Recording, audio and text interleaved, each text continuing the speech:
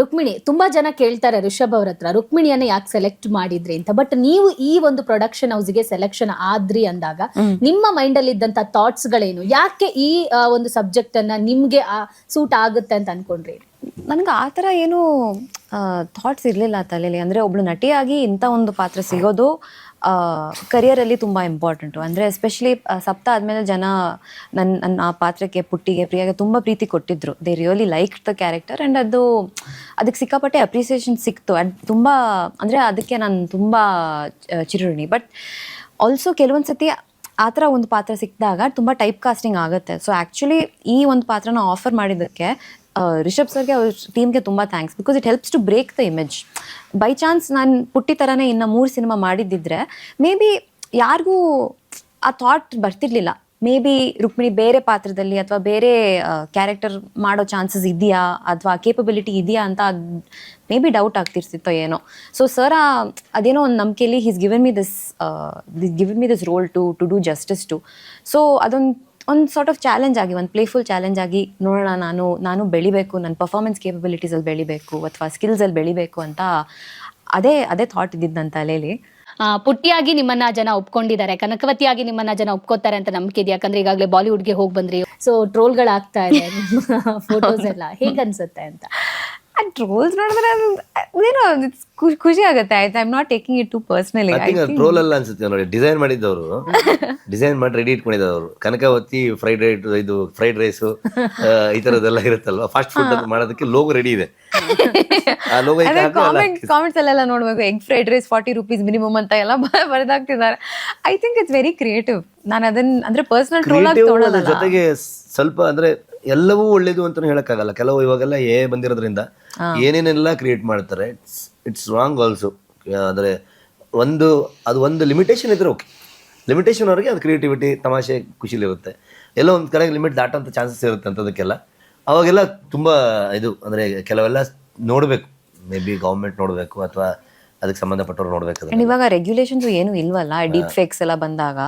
So ಅದನ್ನೆಲ್ಲ context ಇಂದ ತೆಗೆದು ಬೇರೆ ಏನಾದರೂ ಮಾಡೋಕ್ ಚಾನ್ಸಸ್ಸು ಇದೆ.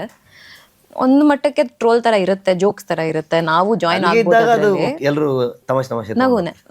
ಕಾಂತಾರ ಪ್ರೀಕ್ವೆಲ್ ಶುರುವಾದಾಗಿಂದ ಒಂದಲ್ಲ ಒಂದು ಕಾಂಟ್ರವರ್ಸಿಗಳು ಆಗ್ತಾನೆ ಇದೆ. ಅಂದ್ರೆ ಸ್ಟಾರ್ಟ್ ಆದಾಗ ಫೈನ್ ಆಗಿರ್ಬೋದು, ಸಾವು ನೋವಾಗಿರ್ಬೋದು. ನೀವು ಕೂಡ ಸ್ಟೇಜ್ ಮೇಲೆ ಹೇಳಿದ್ರಿ 5 ಸಲ ನಾನು ಸಾವಿನ ದವಡೆ ದಾಟಿ ಬಂದೆ ಅಂತ ಹೇಳಿ.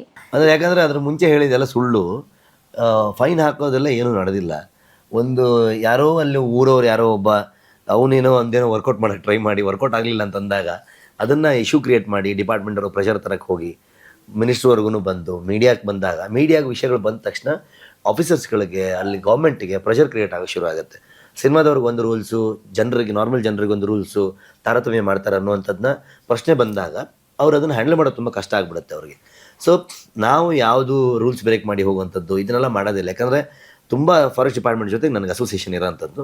ಅಲ್ಲಿದ್ದು ರೂಲ್ಸ್ ಆ್ಯಂಡ್ ರೆಗ್ಯುಲೇಷನ್ಸು ನಿಮಗೆ ನಾರ್ಮಲ್ ಗಾರ್ಡು ವಾಚರ್ಗೆ ಗೊತ್ತಿರೋಷ್ಟು ವಿಷಯಗಳಷ್ಟು ನನಗೆ ಗೊತ್ತು. ಯಾಕಂದ್ರೆ ನಾನು ಅಷ್ಟು ಹತ್ರದಿಂದ ಅವ್ರ ಜೊತೆಗೆ ಇದ್ದೀನಿ ನಾನು.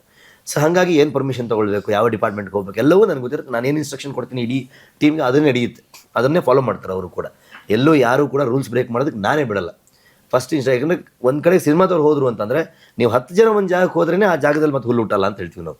ಸೊ ಹಾಗಾಗಿ ಅದನ್ನು ಶೂಟ್ ಮಾಡಬೇಕಾದ್ರೂ ಅಷ್ಟೇ ಅಲ್ಲಿ ಒಂದು ನ್ಯೂಸೆನ್ಸ್ ಕ್ರಿಯೇಟ್ ಆಗಿ, ಪ್ರೆಷರ್ ಕ್ರಿಯೇಟ್ ಆಗಿ, ಯಾವ ಊರವ್ರು ಯಾರು ಮೀಡಿಯಾಗೆ ಅಲ್ಲೆಲ್ಲ ಪ್ರೆಷರ್ ತರೋಕ್ಕೆ ಇನ್ಫಾರ್ಮೇಷನ್ ಕೊಟ್ಟು ಏನೇನು ಮಾಡೋಕ್ಕೆ ಟ್ರೈ ಮಾಡಿದ್ರು, ಊರವರೇ ಬೈಯಕ್ಕೆ ಶುರು ಮಾಡಿದ್ರು ಅವ್ರಿಗೆ. ಬಟ್ ಏನಾಗುತ್ತೆ, ಅದು ಎಲ್ಲೂ ಆಚೆಗೆ ಬರೋದೇ ಇಲ್ಲ. ಶುರುವಲ್ಲಿ ಬಂದಿರೋದು ಒಂದು ಬ್ರೇಕಿಂಗ್ ನ್ಯೂಸ್ ಆಗಿಬಿಡುತ್ತೆ. ಅಯ್ಯೋ, ಇಲ್ಲಿ ರೂಲ್ಸನ್ನು ಮೀರಿ ಕಾಡನ್ನು ಕಡಿದು ಇವರು ಸಿನಿಮಾ ಮಾಡಿಬಿಟ್ರು ಅನ್ನೋ ಥರದಕ್ಕೆ ಒಂದಾಗ್ಬಿಡುತ್ತೆ. ಆವಾಗ ನಮ್ಮನ್ನು ನೋಡೋರೆಲ್ಲ ಒಂಥರ ಯಾರೋ ಯಾರೋ ವೀರಪ್ಪನ್ ಅನ್ಕೊಂಡ್ರೆ ಕಷ್ಟ.